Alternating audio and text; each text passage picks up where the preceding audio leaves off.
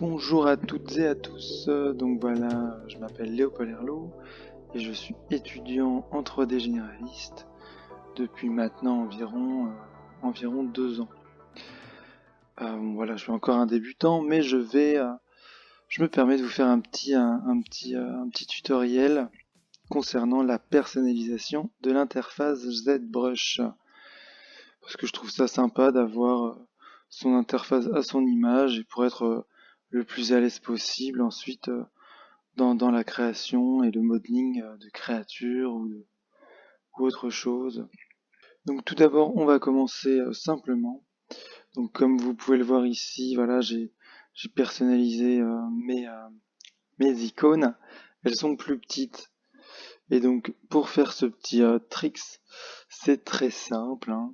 Il faudra aller dans interface et en fait c'est juste de cocher ou de décocher le white button, de grandir ou de rapetissir les icônes à votre guise. Donc moi voilà, j'ai voulu les mettre plus petits, je trouvais ça intéressant, parce qu'après on connaît les brushes qu'on utilise et voilà, ça me fait plus de place et c'est plus ordonné.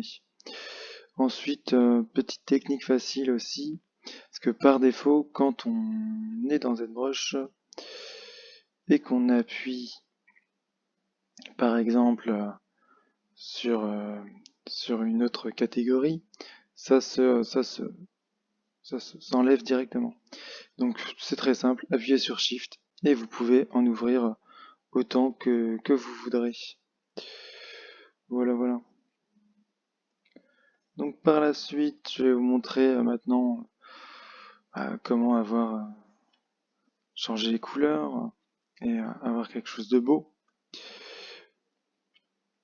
Donc c'est très simple, il vous suffira d'aller dans le High Color, donc préférence High Color, et tout simplement de cliquer, rester appuyé sur le bouton, et en fait voilà, de faire glisser le bouton sur une couleur qui vous plaira. Donc voilà, je vous conseille d'aller là-dedans et dans le gradient et de bouger et trouver une couleur qui vous correspond le plus, de rester et de la sélectionner. Ensuite, vous relâchez le clic, la couleur que vous avez et restez. Sélectionner et rester. Ensuite, pareil, on a une sorte de surbrillance, une sorte d'opacité qui vient par-dessus les boutons, qui est assez intéressante. Donc après, à vous de choisir. Hop. Donc ensuite, vous avez tous les autres, toutes les autres couleurs que vous pouvez changer. Donc voilà, on peut y jouer pendant encore longtemps. Et ensuite, c'est à vous de choisir les couleurs que vous préférez pour personnaliser au mieux votre interface et donner un style qui vous correspond pour être le plus à l'aise dans le logiciel. Voilà. Aussi pour si vous voulez pas vous prendre la tête et tout simplement appuyer là-dessus et ça changera automatiquement votre interface par des interfaces prédéfinies de ZBrush qui sont aussi très sympathiques, hein. Ça c'est l'original par exemple. Ensuite on en a une plutôt cool aussi ici, une marron. Enfin voilà, je vous laisserai faire le tour pour ceux qui veulent. Par exemple après on peut prendre celle-là qui nous plaît, retourner sur les boutons, aller, donc ça c'est l'opacité, hein. Et on peut plus sélectionner le bouton et voilà choisir celui qui vous plairait le mieux. Voilà, je fais un peu n'importe quoi. Mais bon, vous avez compris le principe. Donc ensuite, quand on a...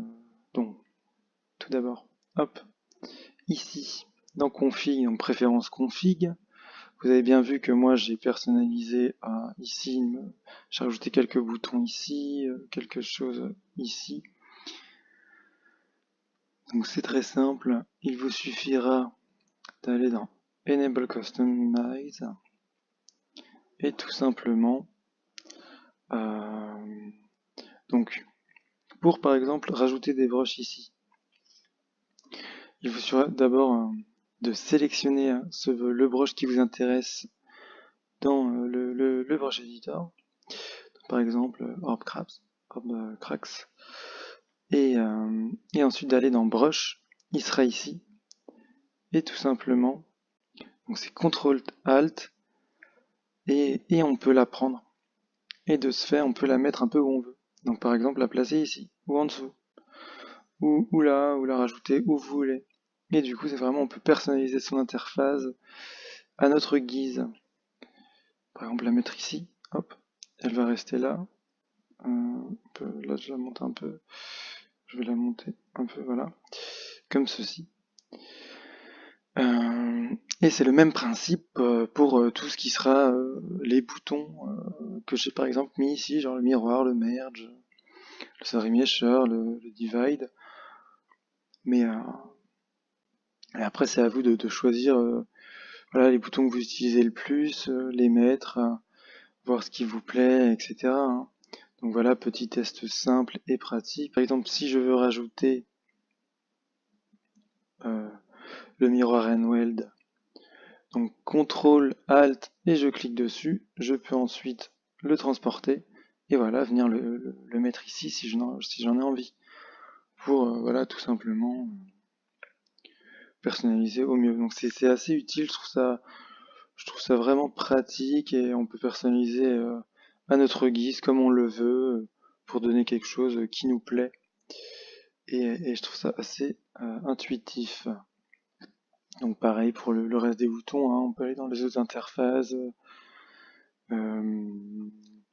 par exemple la def, CTRL ALT, hop et on vient la rajouter. Bon là j'en ai deux, mais ça fait un peu ridicule, mais bon, vous m'avez compris. Ou par exemple le crayon, je peux le rajouter là si j'en ai envie. Donc vraiment après on peut le personnaliser comme on le veut, comme on le souhaite, pour rendre quelque chose de plus cool possible, le plus cool possible.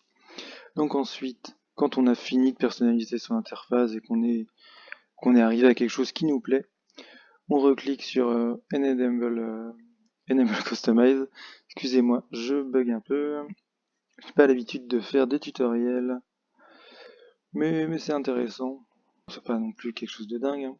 Et ensuite, si vous voulez sauvegarder pour la prochaine fois que vous arrivez dans l'interface, c'est simple, appuyez sur Store Config. Et de ce fait, dès que vous allez relancer l'application ZBrush, il sera comme vous l'avez laissé. Ou sinon, par exemple, vous faites une petite interface stylée chez vous, vous arrivez sur un lieu de travail et vous avez envie d'avoir cette interface qui vous plaît parce que vous connaissez bien les brushes, vous avez les boutons qui vous intéressent, etc. Donc c'est sur un autre PC, imaginons. Donc c'est simple. Save UI. Vous enregistrez où vous le voulez. Et par la suite, vous retournez sur une interface ZBrush par exemple. Enfin, je veux dire, vous retournez sur un autre PC. Vous faites Load UI. Vous allez le chercher.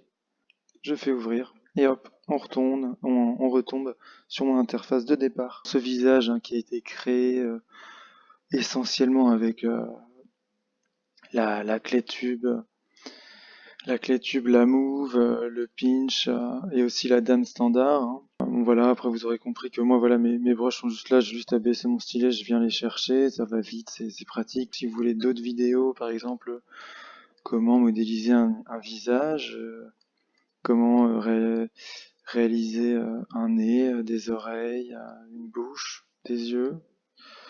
Merci beaucoup de votre attention et d'avoir regardé cette vidéo. Si elle vous a plu, n'hésitez pas à lâcher un petit pouce bleu, partager, liker, commenter.